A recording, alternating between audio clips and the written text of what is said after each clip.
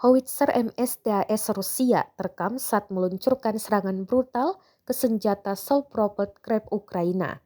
Rekamannya beredar di Telegram pada Selasa 6 Juni 2023. Pasukan Ukraina yang tampak mengurumuni Krep mendadak berhamburan setelah rentetan serangan Rusia berdatangan. MSTAS berhasil meluncurkan serangan tepat sasaran, mengakibatkan ledakan hingga kehancuran pada Krep Ukraina. Dalam keterangan unggahan disebutkan, MSTAS menghantam senjata self-propelled Krep ke arah Kupiansk. Beruntung tak ada korban jiwa yang dilaporkan dalam serangan Rusia kali ini. Dan diketahui howitzer self-propelled MSTAS menjadi salah satu persenjataan Rusia yang ditakuti pasukan Ukraina di medan perang.